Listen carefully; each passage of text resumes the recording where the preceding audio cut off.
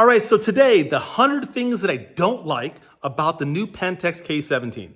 Okay, we're not gonna get into 100 things, but I am gonna talk about what I'm disappointed in this camera, alternatives to this camera that I think are a better investment and a better learning tool, and where I think Pentax missed the mark, and I'm a little disappointed. But first, I'm gonna wag my finger a lot here at a lot of people who've been doing reviews of this camera, who were given cameras by Pentax for testing purposes and to write articles. You're all, not all, I can't say every, but a lot of you are softballing these reviews.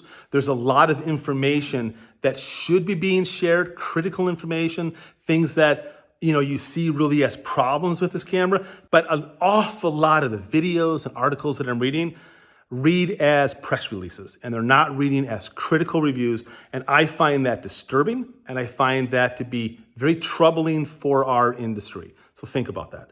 Pentax did not send me one of these cameras for reviews.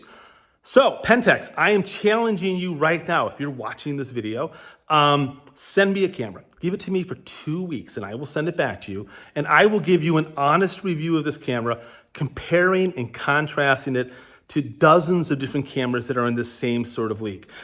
So it's a $500 camera, $499, pretty much everywhere you look. That sort of seems to be the selling price.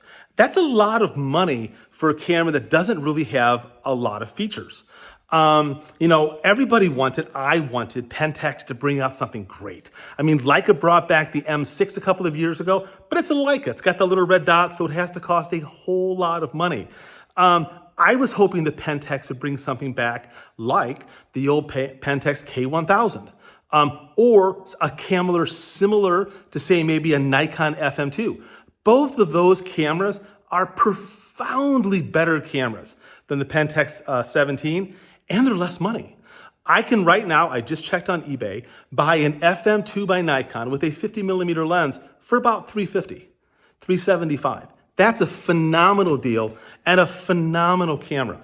I can buy a Pentax K1000 with 1 or 2 lenses for less money than the Pentax 17 costs. So I think that the Pentax 17 is a very expensive camera for what it really offers. And I also feel that it's a limiting camera. If you're someone getting into photography and you're wanting to get into film, this is not the camera I would tell you to buy. I don't think it has enough scope or enough options for you to grow as a photographer.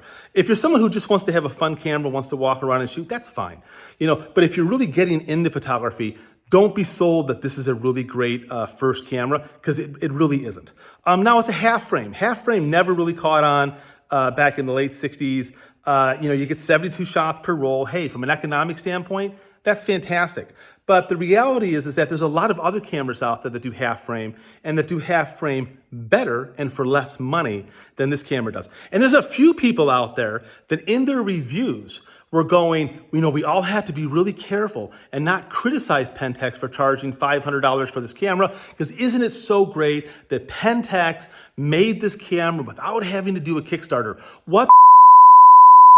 This is Pentax's job. Pentax makes cameras for a living. They are a camera manufacturer. So I'm not going to softball it and say, oh, Pentax, thank you so much for making this camera for me. That's ridiculous. The idea that somehow the Pentax spent their own money to make this camera, that we shouldn't be critical of them or the price, is bananas. So when I think about good point and shoot cameras with better features than the Pentax 17, the first camera that comes to mind is an Olympus XA.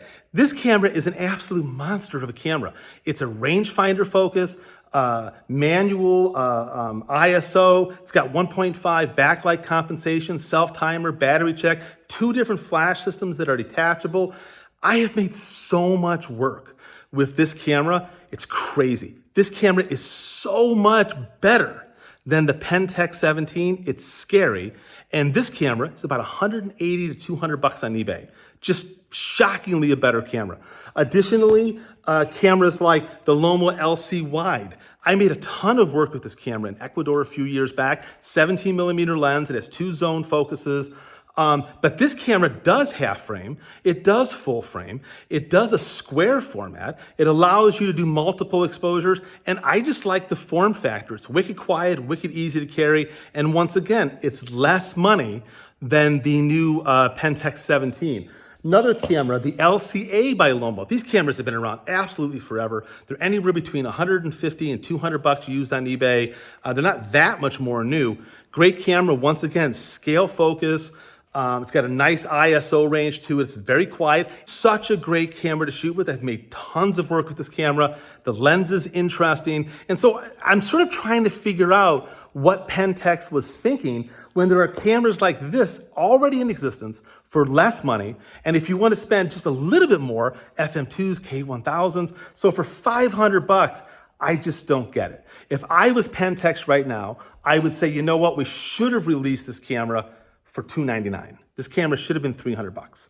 And I'm hoping that this is not as far as Pentax is gonna go. That Pentax is gonna say, no, this was just the first camera. We're testing the waters. Our better camera, our K1000 type camera, is coming soon. Because that's really what the industry needs. We need a good SLR body that maybe can use vintage Pentax lenses. That would be fantastic. Pentax glass, the vintage stuff is incredible and it's readily available.